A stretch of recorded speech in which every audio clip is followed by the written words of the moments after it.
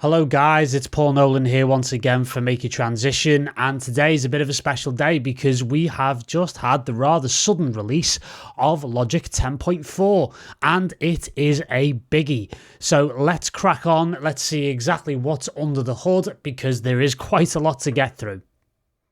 Okay guys, so the first thing we're going to look at is Smart Tempo, which is probably going to be the biggest deal in the whole update for most of you working in Logic.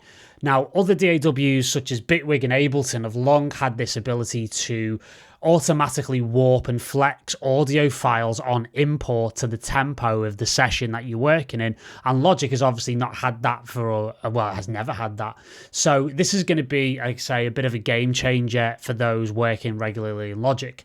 So the first thing to look at here is that we've had a bit of a change to the bar at the top here, the transport bar, and we have this big notification here called Keep, which takes you to something called the Project Tempo menu. So you have three options here: Keep, Adapt, and Auto. So Keep, which is what most of you will probably use it in, has the ability to keep the project tempo, meaning that when we import audio files, it's going to automatically flex the audio file to the tempo of the session and then follow that tempo. So we're going to keep it on Keep for now, funnily enough. And then over here, before we start off, we need to set these audio defaults for the session. So if I go to Flex and Follow here in the top left, I'm going to turn that to on. And what that's going to do is activate the ability for Logic to make these loops adhere to the new tempo. So I'm going to go over to the browser here under all files, and I've got some loops here already set up that are of many different BPMs. I've got a 124, a 126, a 125. This Latin house loop is a 128.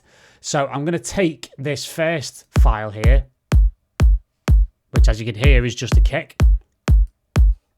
I'm going to drag that in. And what you'll see is that it's automatically now moved this 124 loop to a perfect 4 bar. So if I play the session here,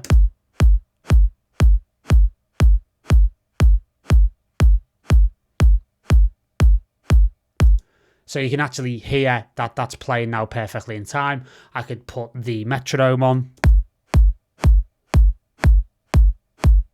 and you'll hear it's indistinguishable from the click anyway. So again, because I've now got the Flex and Follow on, I can take the next loop here, or this nice little kind of housey loop, and I'll drop that in. It's a 2 bar loop. And you'll see it's a 125, and now that's going to play at 120 as well. So I'm just going to loop that out to the 4 bars.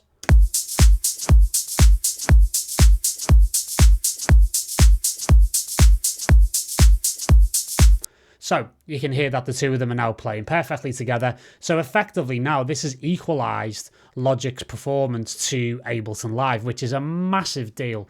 It's really going to make life a lot simpler for Logic users. Now you can hear there's a little bit of aliasing on this here, and what I can do here is if I just go into the Flex menu, I can change that from polyphonic. I can also do it here.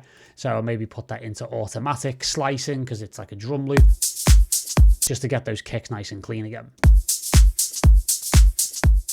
Okay, let's add another layer and we can just go to this little perk loop here. We'll drag that in. It's a little 1 bar loop.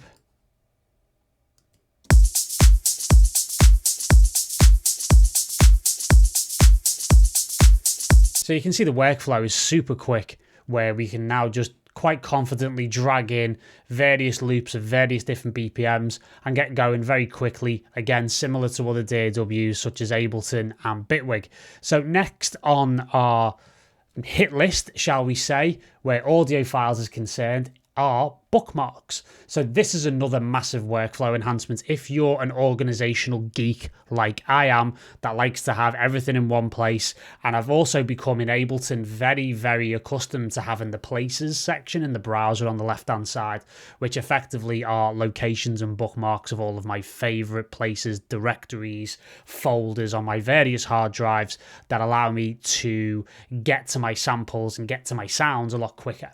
So by default, you won't actually have this little bookmarks icon, but you can set it up quite easily. So if I actually go out to, say, for example, my user directory here, I'll go into music, and let's take music library, for example. If I right click, I can then bookmark music library, which again looks like nothing's happened. But then for the first time, you'll see it pop up as a new icon. So it goes from 3 to 4 up here. So we're going to click bookmarks on the right hand side, and you'll see it's been added to your list of bookmarks. Okay, so we've got quite a lot of new audio effects to play with in Logic 10.4. So let's start by looking at the vintage console EQ. You can see I've already had a little bit of a play around with it. And basically we've got a sort of like Neve looking, a little bit, maybe a bit of Pultec about it. And again, we've got 3 different types. We've got a vintage console EQ, a vintage graphic, and a vintage tube, which we'll have a look at now. So let's have a little bit of a play around with the kick here. Let's see exactly what we can come up with. First of all, switch on the high pass filter and let's hear how the curve sounds. We'll add a little bit of drive, maybe shape this kick a little bit more and see where we go.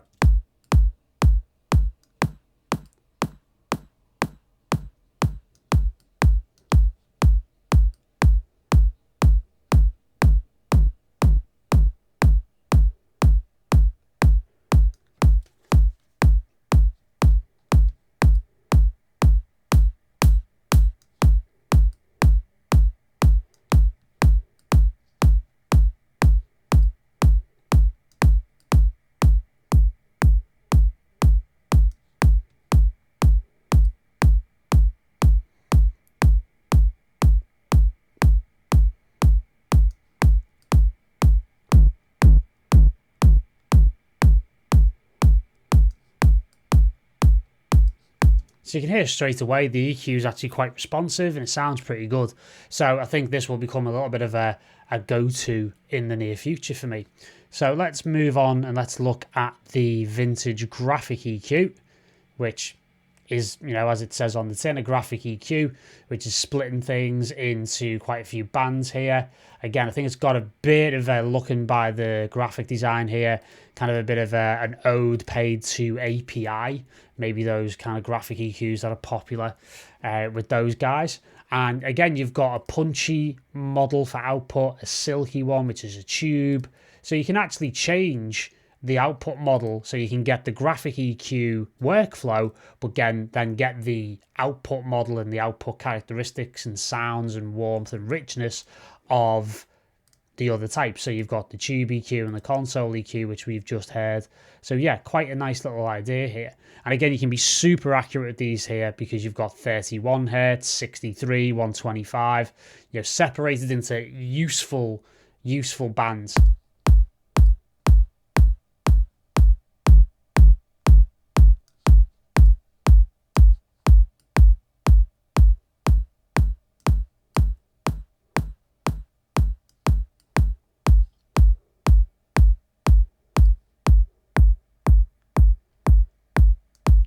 You can see the 4K gets right to the click of that kick drum there. So again, you can be quite accurate with it and it's great for quick setups, quick movements, quick boosts and cuts just to get the sound. And again, you don't necessarily have to have any drive on the output. You can just, again, add a little bit just for color and just for taste. Finally, we have the tube EQ, which as you can see, again, bit more of a full-on Pultec clone in terms of the actual outlook of it graphically. And again, some of the tools very, very similar to it. So let's have a little listen to this as well.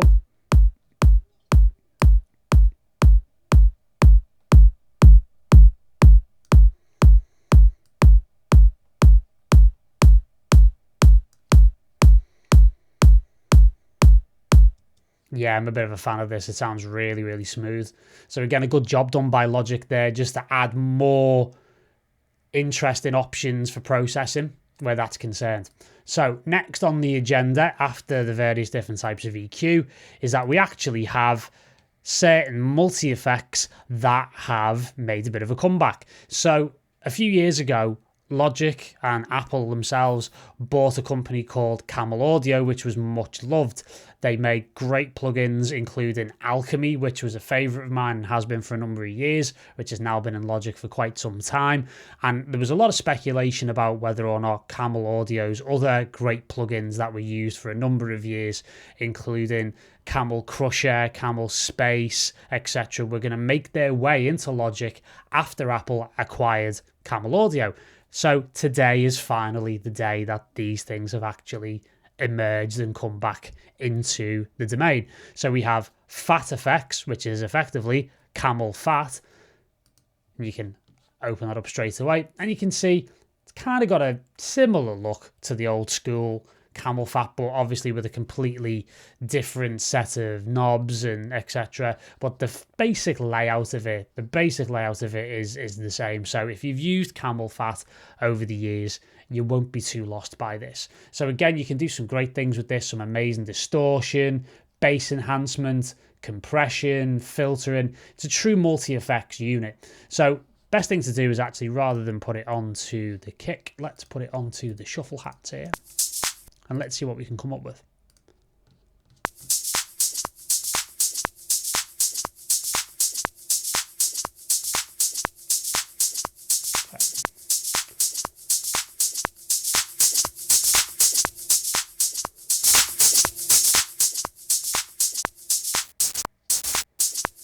So here you can see it's quite pronounced with the distortion, and you've got various different types. You've got grit, dirt, square waved for a bit of digital distortion and clipping. You've got soft saturation, scream, all sorts of stuff that you can dial in. So it's great for adding dirt to things like this, like drum loops. You can also add, obviously, a filter.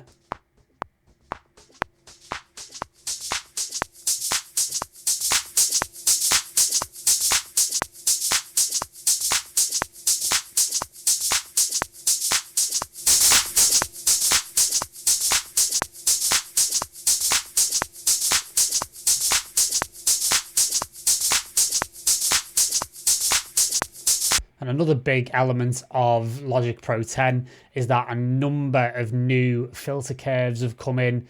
So you've got different kind of characteristics, rich, clean, gritty, edgy, etc. across 12 dB, 24 dB per octave, 6 as well. That'll just give you different vibes. So yeah, great. You've got up to 18 new filter types, I believe. So yeah, that's a great new addition. Again, a number of presets which you can go into, really interesting detail with.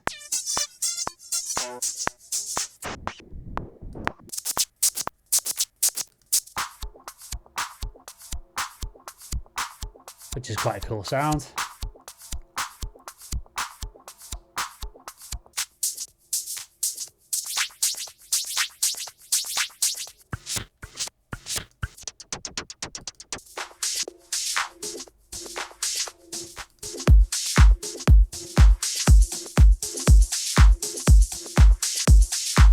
So yeah, some great fun there to be had as well. And you can see there's all sorts of modulation possibilities as well. So I may well go into the individual plugins in a bit more detail on another video. I just want to summarize the new effects here. So moving on, we've not just got fat effects. We've also got, in the multi-effects section, step effects. So let's have a look at this. So step effects sounds like what it does basically, which is step sequenced multi-effects. So again, a lot of the multi-effects you've already seen in fat effects have been instantiated here with an extra reverb and delay, etc., and the ability through an XY pad to control various different elements. So this can be great for really brightening up and really giving interest to, again, things like drum loops. Held synth lines would be wicked. So yeah, I mean, it's great to experiment. So let's just have a listen to how it sounds out of the box.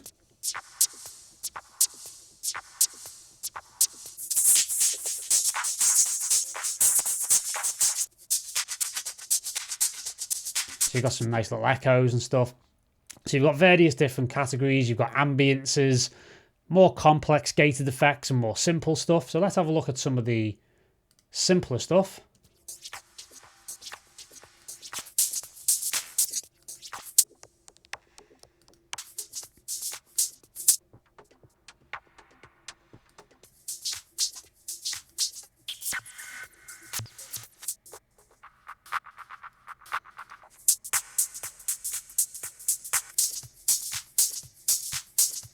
quite a nice one.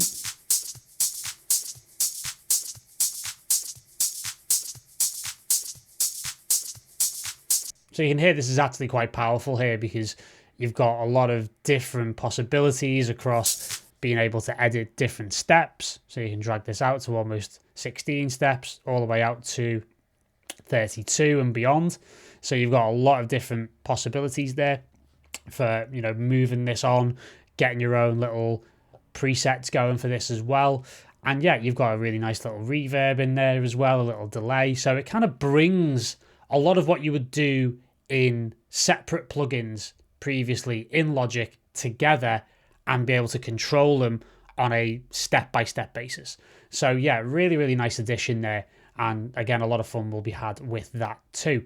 So I'm just going to knock that off for now. I'm going to set up a send because the next one we're going to look at is the brand new reverb, which is known as Chroma Verb. So Chroma Verb has a nice, really new, clean looking interface. And again, actually, if I just add a space designer into this as well, another thing to mention while we're on space designer and reverb, etc., is that space designer has also, as you can see, had quite a ground up fundamental redesign of the UI, and I actually really prefer this. It's much cleaner, it looks much more up to date. You know, a lot of these interfaces in Logic Pro 10 have actually been showing their age for quite some time now, so it's great to see in this update that you've had a lot of time, effort, care and attention added to some of the plugins that you may use on a regular basis and maybe got a bit fed up and a bit bored of looking at. So it's great to see that things are getting a bit of a facelift. And actually, having used the Chroma Verb, it's very reminiscent of the Fab Filter Pro R plugin, which came out about just over a year ago now and kind of caused a bit of a stir because it's got some really, really interesting algorithms to it. So let's take this again, hat pattern. Let's send it over and let's listen to the reverb.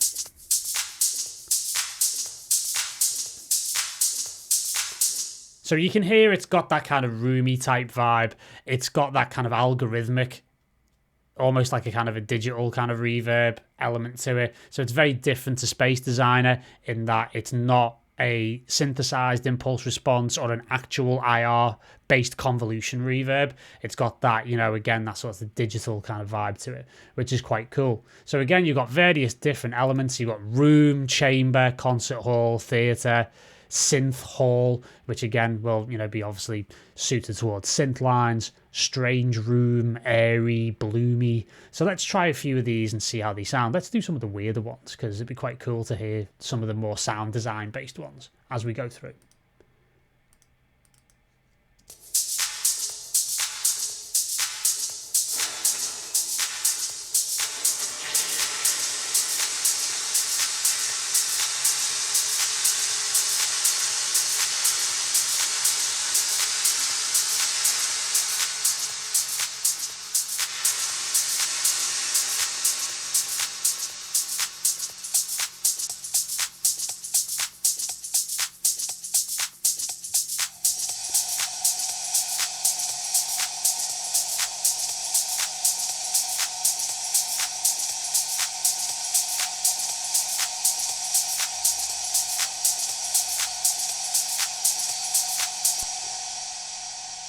So as you can hear, it's got quite a nice diffused kind of effect, and the user interface is really, really intuitive because you can actually visualize how the reverb is hacked in and behaving and the various reflections as part of the overall sort of frequency readout here.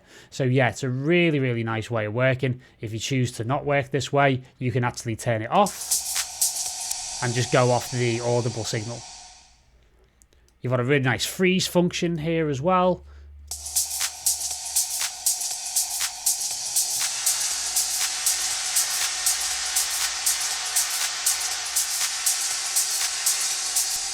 And in a really nice innovation, you've actually got the ability to sync the reverb decay time to a particular note sync. So again, you can do 4 bars, 3 bars, bar and a half a beat, quarter notes, triplets, dotted notes. So that could be a really, really interesting sound design feature there.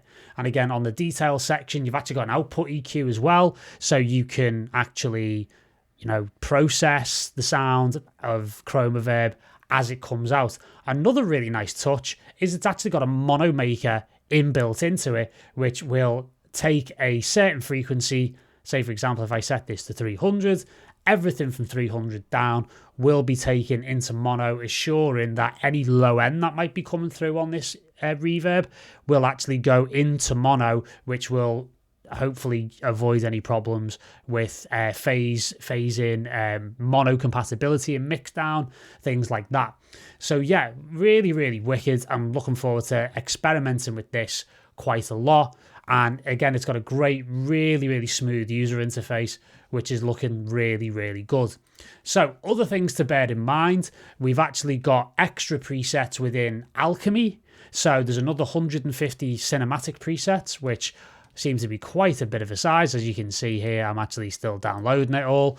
And we've also got brand new, which I'm going to do in a separate video, brand new instruments. So if I just add in an instrument track here, you'll actually see we've got here studio horns and studio strings, which are apparently deeply multi-sampled horn sections and string sections for film scoring work. So I'm looking forward to getting my hands on that so I can see exactly what the fuss is all about there.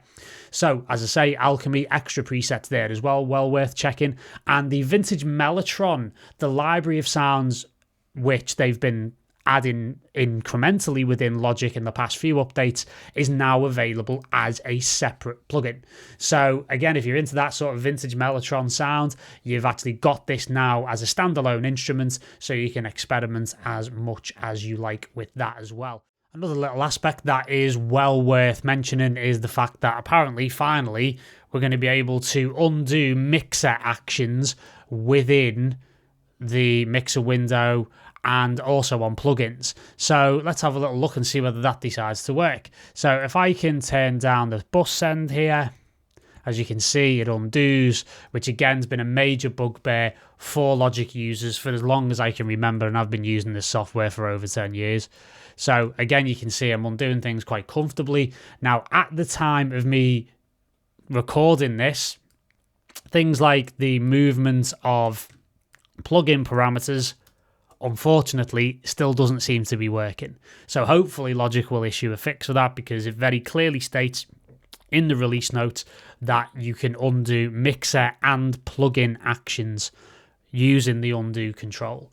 So again, you can actually see here we've got in the edit menu, you've actually got undos and redos from the last few steps. And you can see here, all you have to do to activate that is include, tick this box in the edit menu, include mixer undo steps in project undo history. So that will allow you to do that quite easily. Okay, so that will be all for the main parts of the Logic 10.4 update. My name's Paul Nolan for Make Your Transition. I do hope you have enjoyed this video and got a lot of knowledge so you can then move forward with confidence with this new update. I'll be posting more videos on it as I dig and explore more and find out more of what seems to be quite a deep update. I've also got coming up a live stream on the 27th, which is this coming Saturday, for the Liverpool Audio Network. So that will be on my official Facebook page, which is www.facebook.com/Paul Nolan Official, and you can find out more about my training company, Make Your Transition, or MYT, by going to transition.studio, where you can find out details of all the courses that I offer, including the brand new Finish More Music online course, which will obviously get you from loops to a finished track quicker than you might think. So thanks very much again for watching. Give this video a like, a share, and also please do subscribe to this channel if you'd like to see more of this type of stuff. Thanks again. See you soon. Goodbye.